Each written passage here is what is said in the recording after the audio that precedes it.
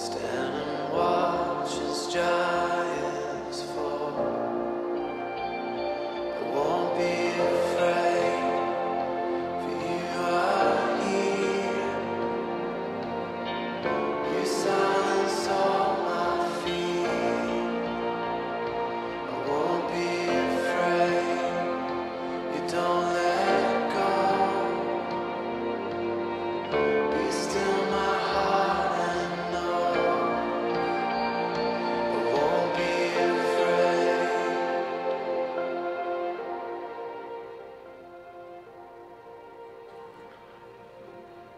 All right, church, today we continue our series titled Deeper Than a Coffee Cup. And if you haven't been with us, what we're doing is looking at some verses that are on coffee cups, popular Christian verses, and then we're going to talk about how they're great, they sound good, but there's a lot more depth there. And so last week I compared the coffee cup, what could be held in a coffee cup to what can be held in this baptismal, and it's not even in comparison. So when we dig deep into these scriptures, we can go really, we can get a lot more out of it. We can actually interpret them correctly. But what I want to begin with is a question, or a couple of questions. Have you guys ever been in an elevator, and there's this little button, and it has these arrows that are facing each other like this, and someone's like,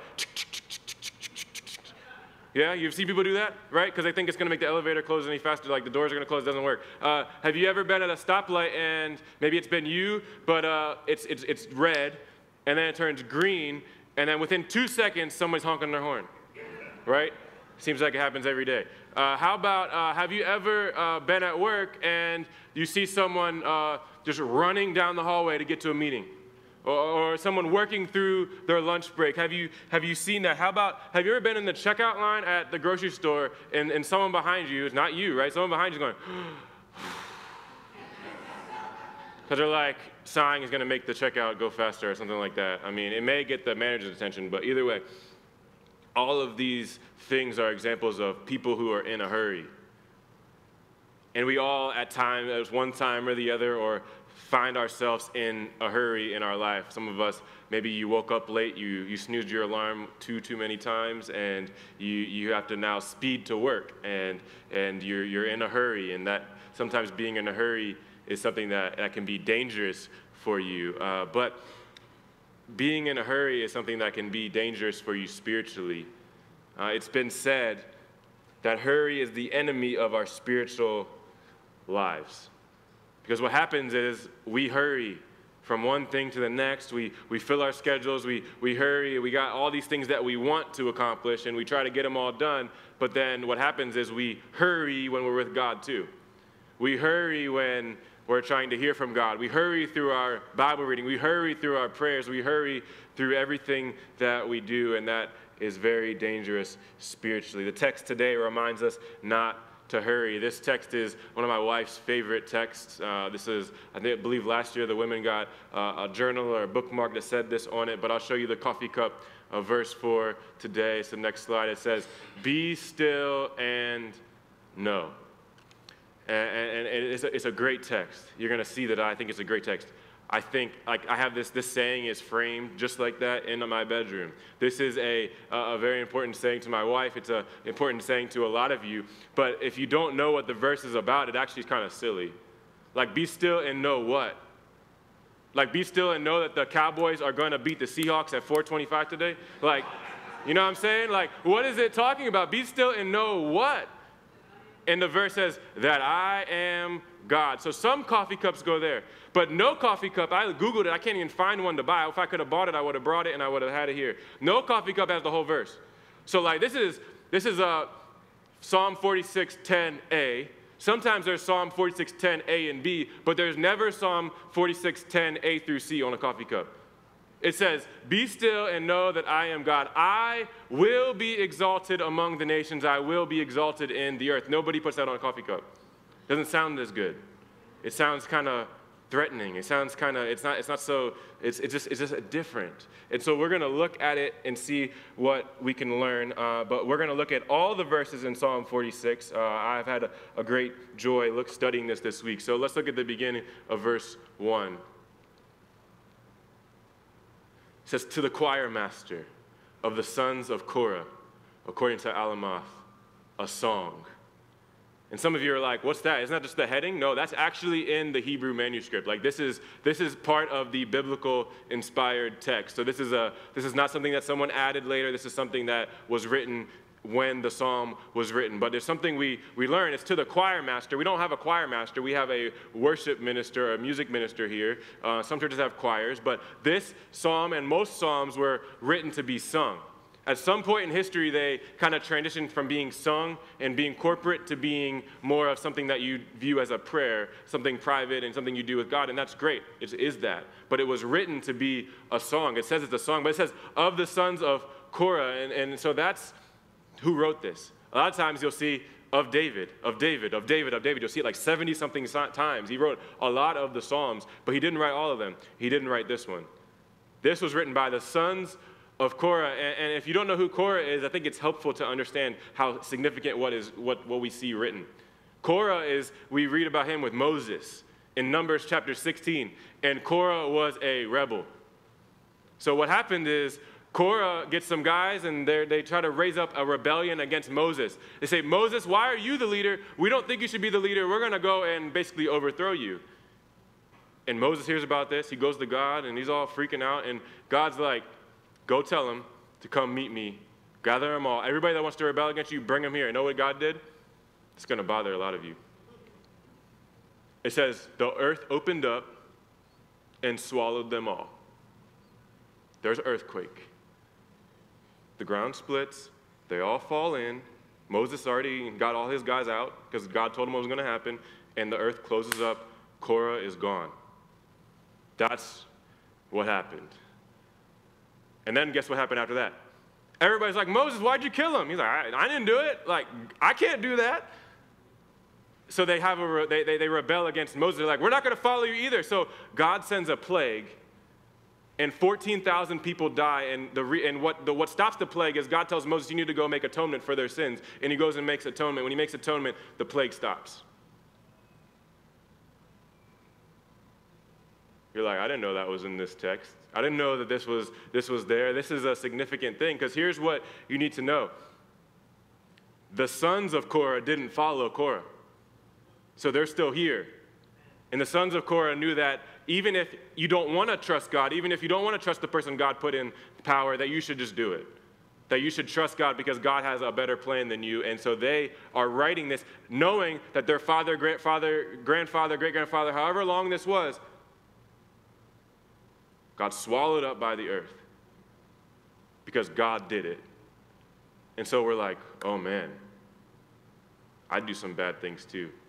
Is God going to swallow me up in the earth? And I would argue that God doesn't do this anymore. We know this. In 1 Corinthians chapter 10, verses 6 and 13, it talks about all of these things, these crazy things that happened in the wilderness. And it says that these things were written down for our instruction so that we would not desire evil as they did. And so we're supposed to learn from these things. God's chosen people, the Israelites, were treated very strictly when they were rebelling against God, and God did some things so that we would know that these are not things that are acceptable among God's people. But we know that there's grace and there's mercy, but we should learn from what they do, and we can learn from these sons who didn't rebel. So I'm going to read the remainder of Psalm 46 from my Bible. It'll be on the screen, but that will kick us off and we'll dig in. It says, God is our refuge and strength, a very present help in trouble. Therefore we will not fear, though the earth gives way, though the mountains be moved into the heart of the sea, though its waters roar and foam, though the mountains tremble at its swelling. Selah. And you're like, what's that word? Well, that's a Hebrew word. That word means pause and think about what was just said. And that word is a word that is going to divide up our text for today. It divides it up into 3 sections. So there's 3 times we're told to pause and think about what was being said. So we have that pause. We'll hit that pause later, but we go to verse 4. There is a river whose streams make glad the city of God, the holy habitation of the Most High. God is in the midst of her.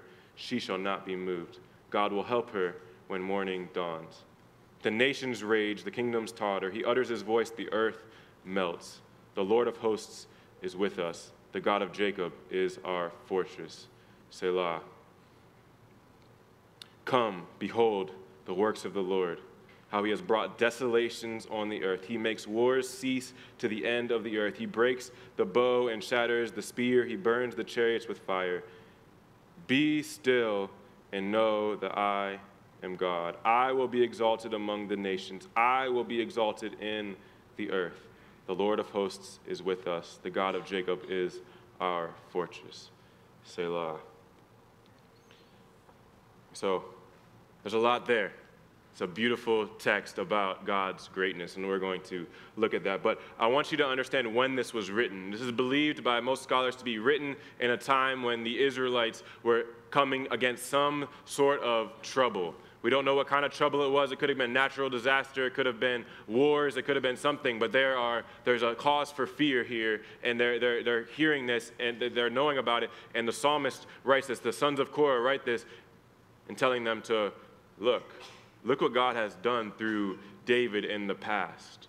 And so in 2 Samuel 8:14, this is where it's believed to be referencing. 2 Samuel 8:14 says, "And the Lord gave victory to David wherever he went." And so it's reminding them that God is able to do things that don't make sense sometimes. God is able to use a man, this is after that, but he's able to use a young man to slay a giant with no weapons that make sense. This text is about the greatness of God. This text does not praise David. David's not even mentioned in this text, but God is mentioned, but God uses David. But I believe there's two audiences of this text. There's the enemies of God and there's the people of God. And there's two different messages. To the people of God, there is a message of comfort, that God is great and that God is your helper. And to the enemies of God, there is a message of warning, that no matter how much victory you think you're going to have in this world, ultimately you're not going to have the victory. And he's warning them, and he's saying, you should also be still and know that I am God. We'll talk about that later. But the main idea for our message today is this: God is greater than anything we might face in this life. God is greater than anything you might face in this life.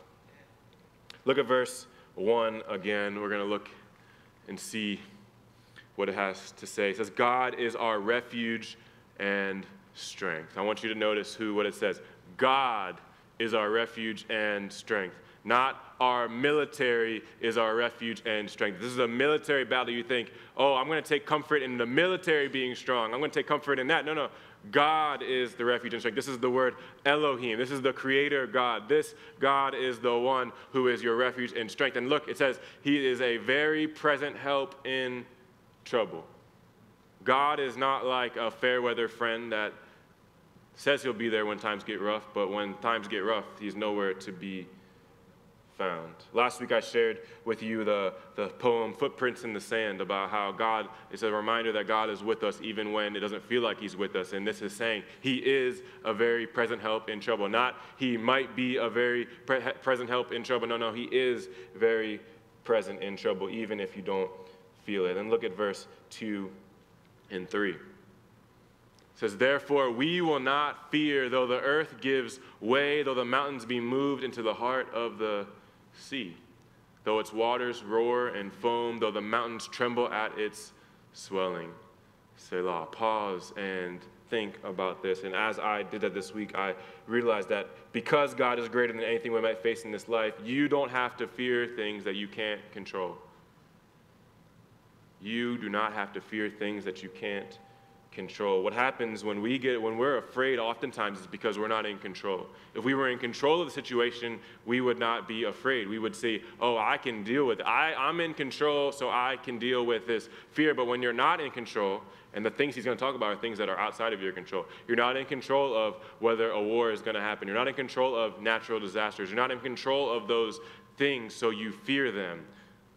But this text is teaching us that we do not have to fear. We feel helpless when we're not in control, but we are not helpless. We have a helper, and we'll come back to that. And in seminary, I took a class on the Psalms, and one of the things I learned was the importance of the figures of speech in the Psalms, and the importance of this text being, this is a poem, being almost 3,000 years old, and having pictures and images and illustrations that we may not get. So we got to spend some time really, really studying them. So I was really blessed as I studied this week, and I would encourage you as you read through the Psalms, don't just read them, study them.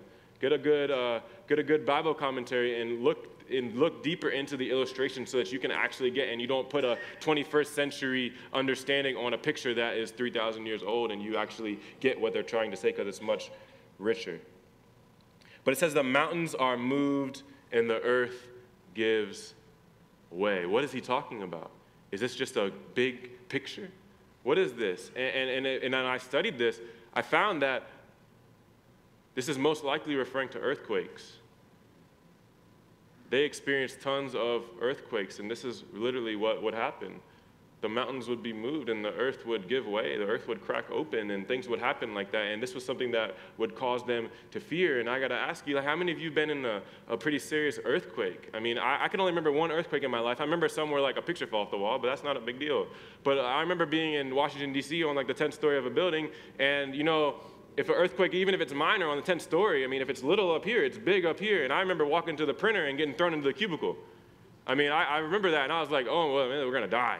And so we all go downstairs, we all go down, and we're like, it's all high rises. I'm right next to where I used to work, is next to the Verizon Center. And so these buildings are like super tall. It's like, if these buildings fall down, we're going to die anyway, so what are we doing? And there's nowhere to go.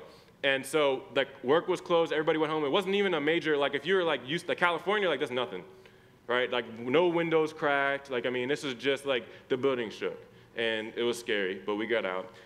But if you're from California, or you're from places where earthquakes happen and they're more serious, this is a bigger deal than it is for us. In Maryland, earthquakes aren't that big of a deal.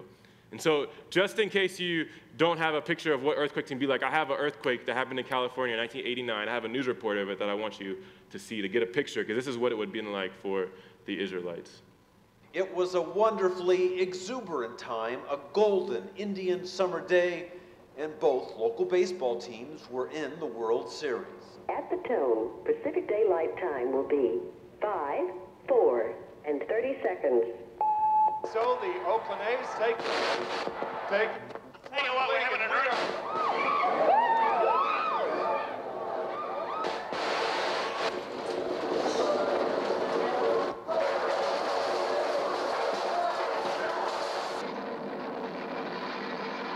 Have you gotten word about the Bay Bridge? What about the Bay Bridge? What's wrong with it? The upper deck appears to have collapsed during the earthquakes. Hold on a second. We are flying over the Cypress structure right now. That section of highway that connects the Bay Bridge to 880. I don't believe it. Man. Ladies and gentlemen, your attention please. Power has been interrupted temporarily in the park. No power anywhere in the city, no phones, no word on how extensive the damage was. We are in the Marina District of San Francisco. It looks like part of an entire city block is burning. Please clear the area. We do not have enough medical personnel to be able to handle you if you get hurt here. Do not go home. Secure your residence. Shook like it was just a piece of straw. Everything's gone. Lamps went, and then it threw me off the chair. I can only describe the situation here as nightmarish. The entire city, at least the part of the city that I have been in all day, is completely blacked out. There are no traffic lights. Civilians, if you were, are trying to direct traffic. People are wandering the streets aimlessly. It is a horrible, sickening feeling to be in the city. I could only advise people to not come here under any circumstances. There was so much damage in San Francisco and Oakland that the area near the epicenter, the Santa Cruz Mountains, almost was forgotten. People in Hollister, Watsonville, and Santa Cruz felt left to fend for themselves. So many people felt helpless that night, no way of knowing where their loved ones were, whether their loved ones were even alive. Desperate messages scrawled on sheets of paper, the new homeless sleeping under the stars. For some, it took years to recover. For many, the emotional scars still remain. I don't know about you, church, but when I watched that for the first time, and even watching that now, my heart starts to beat a little faster. That is something that I think I can't imagine being there. And here's the thing, 9/11, horrific thing that happened. our country can assure us that they're doing everything they can to prevent that from happening again. No one can prevent that. That is a natural disaster that when it happens, and it's something that fills people with fear.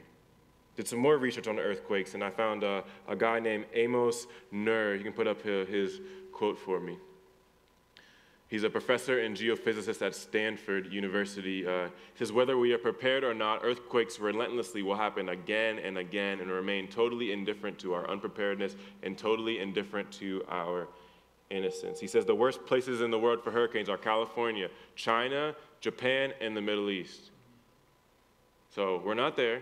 But the reason they're so bad in California is something, there's a video game that if you played, you should repent, but it's called the San Andreas Fault. And some of you know what I'm talking about. Anyways, most of you didn't get that. But there's a fault, and some people are afraid that the part that's west of that is just gonna one day just fall into the Pacific Ocean. And it may happen, I don't know.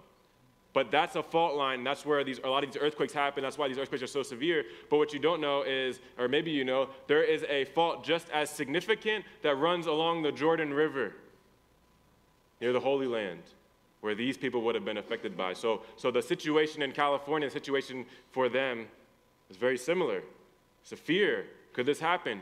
If it happens, what's going to happen? I might die. I don't know what's going to happen. It was a real fear. And 100 years later, earthquakes I did a study on earthquakes in the Bible this week. It's just amazing. 100 years later, Amos chapter 1, verse 1 opens. The first verse says this, Amos something writing 2 years before the earthquake. How do you open a book by saying it's before the earthquake? What earthquake? Obviously, they knew what earthquake he's talking about. So Amos, Nur, this guy, he says, there's an earthquake that happened that Amos is talking about. That would have been over an 8 on the Richter scale. Like there's evidence of it today. Like scientifically they can confirm this. This is a beautiful picture of the Bible having historical evidence in it. But this is one of they said the greatest earthquake in the history of humankind happened, and it's recorded in the Bible. And there's evidence of it. So it's an amazing thing. But when we read about the future, when we read about in Zechariah about Jesus' return, he says that Jesus is going to come down onto the Mount of Olives. The Mount of Olives is going to split into, and what's amazing is they don't talk about fault lines in the Bible, but that's right where the fault line is. The Mount of Olives is going to split, and people are going to, it's an earthquake, people are going to flee to the mountains just like they did in the earthquake. He uses the word earthquake. It doesn't say in the time. It says the earthquake when Uzziah was in reign. That's what Amos is talking about. This earthquake was so significant that the prophecy of Jesus' return, in order to understand it, we have to understand the earthquake. So it's an amazing thing. They really understood these things. They understood the fear that would come with it. So the psalmist says, despite all of this, despite the fact that earthquakes come and you can't predict them, you can try to build buildings to stand up to them, but I'm sure they tried to build that bridge that collapsed. They tried to build that to withstand the earthquake. It didn't work.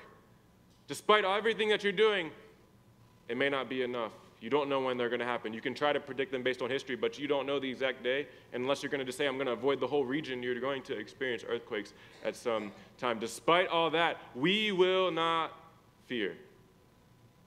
So how in the world could you say that? How in the world can you say, this crazy thing could happen, people could die, and we're not going to fear? This could happen tomorrow, this could happen next week, this could happen in 2 weeks, in a month, in a year. We're not going to fear. How can you say that? The only way you can say that is if you believe that God is your refuge and that he is present in the trouble. And I got a question. This is about interpreting the Bible. Does this mean that if you were in Hurricane Florence, or if you're in a natural disaster, that means you won't die? God's your helper, God's your refuge, so if a natural disaster comes and you choose not to evacuate and you die, is this text not true? No, it's true. Because this text is not talking about your physical body, because there's something more important than your physical body. There's something more important that's your soul. And no matter what happens to your outside body, no matter if you even were to die in a natural disaster, your soul is secure if you have a relationship with Jesus Christ. And I want to be clear, he's not saying that if you hear that there's a hurricane coming to South Carolina, that you're going to say, God's my refuge, I'm not evacuating, and then you die. That's called being stupid. Seriously, right? That's not what this text is teaching. And if you say that, you can say that, but don't put it on God. Next thing I want you to see is that because God is greater than anything we can face, you can trust God as your helper. You can trust God as your helper. We see this in the New Testament. Hebrews chapter 13, verse 6 says, so we can confidently say, the Lord is my helper. I will not fear. What can man do to me? I've said this before. Man can kill you. Right? Man can kill you. Let me tell you what happened yesterday. I went fishing yesterday with some people on a boat. I was the captain, and so we got the bait fish, and we're getting ready to go over the other side of the the Patapsco River to get the bigger fish, right? Throw the bait fish out, they come swallow it. You guys know that from me. There's a cruise ship coming. And what you guys may not know is that the cruise ships, when they leave port, they have Coast Guard escorts. So the cruise ship's way back there. And I'm like, oh, it's fine. I'm going to go across. And so I get it out, I put the motor up, and we're running. Coast Guard comes. Like, I don't know if they turn light, I don't remember. But either way, they come right next to me. Sir, we're maintaining a 500-yard perimeter around this cruise ship. So, okay, is this 500 yards? That's what I said, right? What I didn't tell you is that they have a gun turret on the front with a 50 cal, right? But I was warned that this could happen, so I really wasn't worried. And then they said, would you mind waiting until they cross? I said, actually, I can get across in 90 seconds. Is that okay? Said, sir, you're going to wait. All right. Listen what happens when you interpret the Bible improperly. No, I'm going to cross. The Lord is my helper. He's going to put like a force field around my boat, and you're going to shoot, and the bullets are going to bounce off. Right? Like, listen, interpreting the Bible incorrectly can lead to your death. Right? And that's an extreme example, but it can definitely lead to your spiritual death. God is nonetheless our helper. We'll find it in verses 4 and 5 in this text. Let me show you. Next slide. So there is a river whose streams make glad the city of God, the holy habitation of the Most High. God is in the midst of her. She shall not be moved. God will help her when morning dawns. There's more imagery, figures of speech here, and so many scholars believe that the river represents God's mercy and God's grace, and it says that its streams make the city of God glad, and the city of God is the people of God, and so for us today, that's the church, and the church is not this building, the church is those of you that are followers of Jesus Christ who are in this, make up the city of God, and those in other churches in the world. But it says the holy habitation of the Most High is describing the city of God, so it's saying that God dwells in the city. And so what this meant in the Old Testament is that God dwelt in the temple, and that's where his presence was, and you would go to the temple. What it means for us when we read in 1 Corinthians that our bodies are the temple of the Holy Spirit. So God is in the midst of you. God is dwelling in you. And so this text means something different today than it meant for them, but that's all hinged on Jesus. And a lot of times Jesus does help our interpretation of the text because it's not that the interpretation changed, it's that this whole reality changed when Jesus came to earth, died on the cross, rose from the grave, and sent the Holy Spirit as our helper. But then verse 5 is the one my wife pointed out to me. She said, you know, like ladies post that on social media all the time. I was like, really? So I looked it up, and it says, God is in the midst of her. She shall not be moved. God will help her when morning dawns. And ladies post that, they're like, yeah, God's going to help me because I'm a lady, and her means ladies, right? It's a feminine text. And listen, it's not like, I'm not pushing back like it's not true. But it's not saying, her is not talking about a female. It's personifying the city of God. It's personifying the church. So it's not that God's not going to help you. It's that God's going to help all of his people. So men, it's good news, right? God is our helper too. He's not just the ladies' helper. This text is not a text that just applies to women because the city of God is the her. God is in the midst of her. She shall not be moved. My question is, do you believe that? Do you believe that God is in our midst, that he's in your midst, and that you will not be moved, and that God will help you when morning dawns? Because what happens is when mornings dawn, right, when you go up till morning, it's dark. And so even in the really dark times, when you feel like there's nothing, there's no hope and things like that, it says God will help at that time. And then we look at verses 6 and 7. It says, the nations rage, the kingdoms totter, he utters his voice, the earth melts. The Lord of hosts is with us. The God of Jacob is our fortress. You've heard me say that a lot, but that's not because I keep repeating the same verse. It's also in verse 11. Verse 7 and verse 11 are the same. The Lord of hosts means the one who commands the armies. So we have a picture here, instead of natural disasters, now we have a picture here of war. And this may have been the situation they were dealing with. We're not sure. But what we see here is that no trouble is any match for our God. Look, it says the earth melts when he utters his voice. Nobody else is doing that. Only our God, the one true God, is the one doing that. God is greater than anything you might face in this life. The word for fortress in verse 7 is the Hebrew word misgav, and it means a fortified height. It means a stronghold. And so I'm going to give an illustration for the younger folks and for the older folks, right? So younger folks, Fortnite, right? Anybody know what Fortnite is? So Fortnite is a game, right? I had to play. I downloaded this game. I heard that's like super popular. My wife said even in 5th grade, hey, what did you guys do on your day off? We played Fortnite all day long, right? And like they shouldn't be playing that in 5th grade, but maybe like 7th grade. Anyways, they're playing this game, and in Fortnite, here's what happens. You get in this bus, right? And it's a hot air balloon bus. It's a crazy game, right? And you're flying through the air, and they drop you on an island, and it's last man standing, right? You get guns, machine guns, all this stuff. So as a 5th graders probably should be playing it, but either way. You get dropped on this island. So I get on this island. Know what I do? Right? I told you guys how my personality last week. I go find a fort. Right? I go find a fortress. I go inside. I go up on a hill, find a building, find myself a gun, get inside that, close the doors, and I go stand like this. The door's over there, and I just wait. I wait, and the crazy thing is there's a storm coming in the game. This is really a good illustration for this sermon. There's a storm coming, and the storm's closing in, and you have to move. So sometimes I got to run really fast to get to another fort that's within, so I don't die in the storm. And so the game lasts like 5 minutes. Some people die in like 20 seconds. I always last a long time because I just hide, right? And so I wait and wait and wait. Someone comes in, I take them out, right? And then, or they take me out, but I try, right? I at least make it to like the last 50 out of 100. And so that's the way I play this game. I'm looking for a fort. And people that are really good at this game, you know what they do?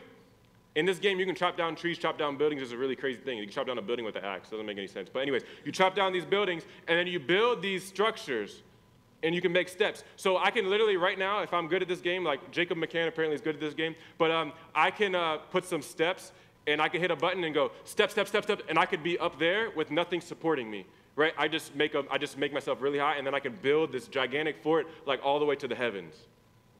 And I'm up there, and that's my fort. And that's how you win the game. You try to be the last man standing. So someone wants to come get you, they come up to you. And you're the one waiting for them. They're caught by surprise. They don't know where you're hiding. You can put doors in and all this stuff. God is our fortress. The fortress that makes me feel secure in Fortnite is no match for the fortress that our God is. That's the illustration for the young folks. Illustration for the older folks. There's a hymn that's written about this song. Martin Luther wrote it. A mighty fortress is our God was written about this psalm by Martin Luther. And what you need to know is that when Martin Luther started to experience troubles in his life, know what he did? This is literally like it doesn't seem like something most of us would do, but maybe we should. He would call his friends, hey guys, can you come over and can we sing Psalm 46? And they would sing Psalm 46, and this would be a reminder that God is in control in the midst of the trouble, that whatever trouble he was facing. We got to keep moving though. Verse 8 and verse 9. Come, behold the works of the Lord, how he has brought desolations on the earth. He makes wars cease to the end of the earth. He breaks the bow and shatters the spear. He burns the chariots with fire. You know, this, I believe, refers to the things that God did through David, the mighty acts that he did. We talked about that a few minutes ago, but the point is that seeing and remembering the great things that God has done will help us remember God's greatness. It reminds us of God's greatness. We have the advantage of being later in history, after Jesus came, so we see the great things that Jesus did, and we can look at what Jesus did and be reminded of God's greatness through the person of Jesus Christ. And so when Jesus goes in the Sea of Galilee and there's a storm and everybody's freaking out, they're bailing water because they think they're going to die. Jesus is just sleeping. They wake him up. We're going to die. Tells the waves, peace, be still, and the waves stop. But the question is, was Jesus even talking to the waves? It doesn't say that. Was he talking to the men? And I read that he's probably talking to both. Because not only do the waves stop, the men stop. The men stop all of their anxiety and they are calmed at the word of Jesus. Jesus is like, I got this. I'm in control. My heavenly Father, my Father, one with me, the Father, God is in control, and I am him, and I am in control as well. So now we finally get to our coffee cup verse 10. It says, be still and know that I am God. I will be exalted among the nations. I will be exalted in the earth. Notice how there's parentheses around these, not parentheses, quotation marks around this verse. God in this psalm busts onto the scene and he speaks. He's like, you guys talking about all this stuff that you're worried about, all this stuff. Be still and know that I am God. Then verse 11 repeats verse 7, so we're not going to repeat it, but I wanted you to see that. And it's repeated because it's important. But some scholars believe that verse 10 is actually addressing the pagan nations. Give up. I'm God. I will be exalted among you and in all the earth. You may fight against me, but in the end, I am God, and I will be exalted. As if he's saying, do you know who I am? I am your creator. I am eternal, and you are no match for me. But at the same time, it's as if he's inviting his people to get to know him through the same words. To God's people, he's saying, be still. Chill. Know that I am God. It's inviting us to get to know him, but in order to get to know him, we have to be still. We have to stop hurrying. So the next thing I want you to see, the last thing, is that you must be still so that you don't forget God is in control. You're like, CJ, how can I be still when everything around me is in chaos? Well, that's exactly the situation that the people in this psalm were facing. They were worried about natural disasters and political unrest and wars, and they're worried about all this stuff. And he says, be still. You don't feel like you can be still. I'm still commanding you to be still. And here's the thing. When you're commanded to do something that you don't feel like you can do, the fact that you're commanded to do it tells you that you can do it. Being still is a choice. You know when you're driving a car, and every so often there's these like red octagons, and they have all capital 4 letters on them. They're supposed to do something when you see one. But listen, you have a choice when you see one of those. I want you to know that, right? There is freedom when you see one of those signs. You have a choice. You can run right through it. You can, right? You have the ability to do that. You can run right through it. You can do a little half a second and go, right? That's kind of what I do a lot, unfortunately. Or you could stop the full motion of the car behind the white line and then go. That's what you're supposed to do. That's what you should do. That's what I should do. You have a choice. Why is there a stop sign? Sometimes, like when you go from my house to Centennial, there's a stop sign that's like, what is the point of this stop sign? Anyways, most of the time, stop signs are placed in a right place, in a good place. That if you run the stop sign, you could kill someone, you could get killed, because it means that there may be a car coming this way, and if you run it and they don't have a stop sign, they're going to smash into you. Or if there's a kid or a bicyclist going across the street and you don't stop, you may run them over, and now you're in jail. All kinds of things that can happen. It's because there's danger. If you don't stop, you could experience danger. It's not a yield sign. Yield means just look and go. Stop. Relax. Make sure it's good. Check yourself. Then go. Don't you wish you had a stop sign for your spiritual life when you were hurrying and it would to let you know, hey, if you don't stop right now, you're gonna be in some trouble. you need to stop. So I got to thinking, I said, well, why don't we have stop signs for our spiritual life? I got to thinking of some things that could be signs that you need to stop. So I have 5 things I came up with. We can put those on the screen. The first one is you're feeling anxious about something in the future. You know, something's coming up, you're starting a new job, you're doing this, you're doing that, you're getting ready to start school, you're getting ready to go through a transition, you're feeling anxious about it. It's a sign that you need to be still and get with God. I'll tell you what that means in a minute.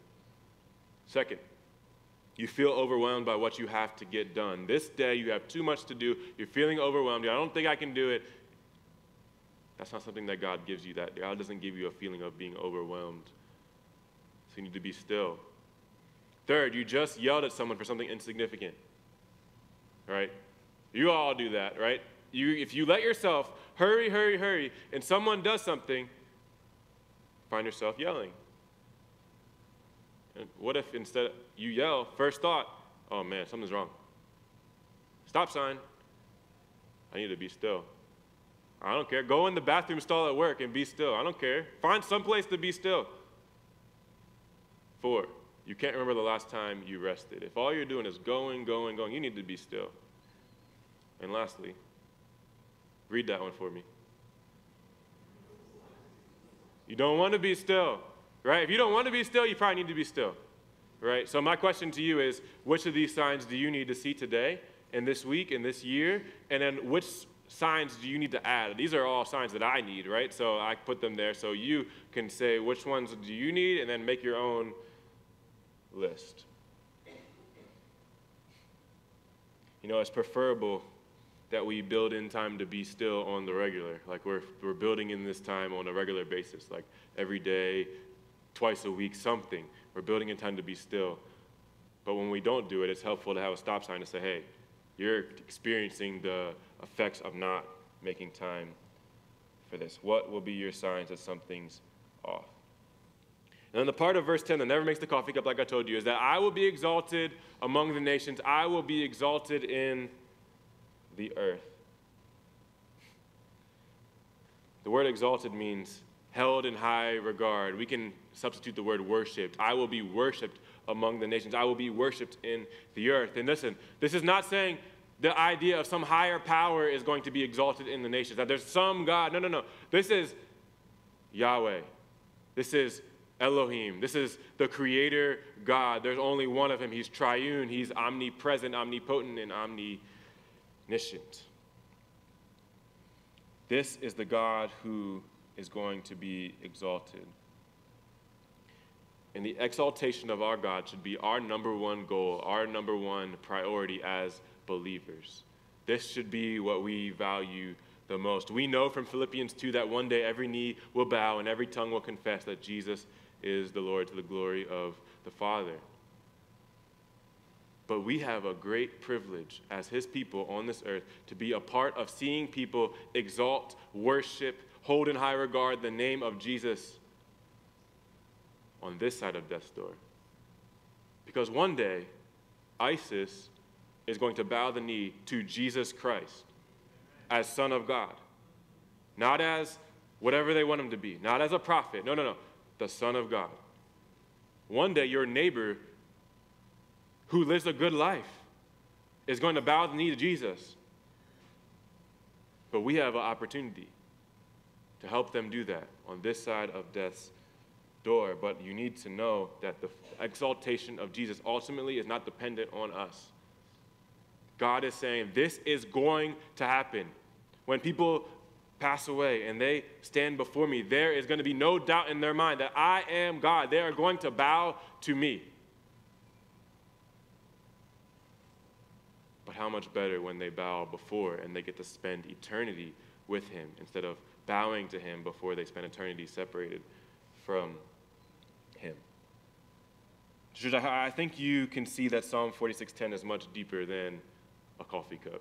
This text is a beast, like all of the ones that we're looking at. But I want to share with you some next steps so that we can apply this to our lives. First next step is to ask God to give you a desire to see him exalted where he is not currently.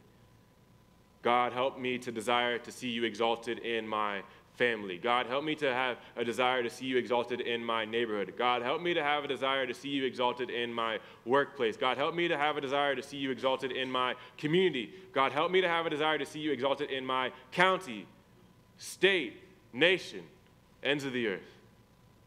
Give me that desire, because when God gives you that desire, it's going to change your priorities. It's going to change whether you decide you have something to do at the Oakland Mills Festival. You say, no, I'm just going to go. I'm going to go meet people. And maybe God's going to bring a relationship there that relationship could lead to one day, maybe 6 months down the road, to this family that I meet exalting the name of Jesus when they do not now. This is our goal. Next step B. Figure out how you can be still on a regular basis. You know, this text for me was a stop sign this week. CJ, stop trying to do things in your own strength. CJ, you need to be still. CJ, slow down. So as I prepared for this week, I like to just jump right in and get stuff done. I said, no, I'm going to be still. Come in here, turn on some praise music, get myself relaxed, get my journal out, start journaling. Journal everything I'm thinking about, get all that out, and then God can speak to me. I think you see the fruit of that today, that this is a message that's applicable to all of us. But I highly recommend that being still before God, you involve a journal in that. Because in a journal, you can get out all the things that are keeping you from, you might be still, like physically, sit in a chair. I can tie you to a chair. But your mind needs to be still. Your heart needs to be still. And until you get all the stuff out and let God have it, you're not going to be still. Let him out, and then let him tell you what is important. Let him tell you what you need to focus on for that day, for that moment. Lastly, come to the Upper Room Conference at Freedom Church on October 5th and 6th. It should be there. upperroombaltimore.org is the thing. So this is something I went to last year. I've been invited to speak at this year. But it's a conference. It's a free conference. It's in Baltimore. But this is the way the conference works. At the conference, each speaker speaks for 15 minutes.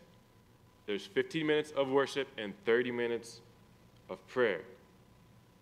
It's a conference to pray. It's a conference to be still. It's a conference that people that think about conferences don't go to, because it's not really a conference. It's a time for you to be still and know that God is God. So I've been asked to speak at this. I'm speaking at 11 a.m. That's why I have to be late to the Oakland Mills Festival, but rest assured I will be there after. But it's on Friday night from 7 to like 10, and then it's on Saturday morning from 8 to like 1. And so this is a time for you. If you're struggling, you're like, I don't know about just being still. Hey, you'll figure it out. 30 minutes of prayer, and then again and again, and you'll figure it out. And God will speak to you. God spoke to me last year. That's why I'm passionate about it, and I'm excited. I hope you'll come. I'll be sharing about just what I've learned about prayer through the situation we've had with Thomas. So if you want to hear about that, I would encourage you to come. But I want to close just with a story that's in the Bible. We've talked about it before, but maybe not this aspect of it. In 1 Kings chapter 19, we read about Elijah, and Elijah had done some amazing things for God. God used him to do some miraculous things, and what happens is Jezebel finds out about what Elijah did. And Jezebel sends people to go kill Elijah, and Elijah, like many of us would do, goes and hides, goes sits under a tree, he starts moping. God, I'm no better than my fathers, take my life. This is not necessarily a suicidal thought, but it's a wish for suicide without having to do it yourself. And he's saying that. And God says, go over there and wait for me. And he goes in this little cleft, and God sends the wind, and God sends an earthquake, and God sends fire. But it says God was not in the wind. God was not in the earthquake. God was not in the fire. But then it says there was a whisper. It says God was in the whisper. Many of you know this as the still small voice. And you know what the still small voice says to Elijah? What are you doing? And Elijah responds. God lets Elijah respond. He tells him what's going on. And then he gives him direction about how he's to move forward. He says, you need to go, and you need to go raise up Elisha, and Elisha is going to take over the mantle that's been on your life. Church, what if we all made time to be still and we could let God ask us, hey, what are you doing? We could tell him, and then he could give us direction. I don't know about you, but I need that every day. I need to be still every day. I may have days where I forget to be still. I may read my Bible, but I'm not still. But I need that. And I think that you need that too. So church, I'm just challenging you to make time for this. When is the next time you're going to be still? I could ask you, when was the last time you've been still? I don't need to ask you that. When's the next time you're going to be still? You haven't been still in a year? Can you be still today? You can stay here. I'm going to invite the musicians to come forward.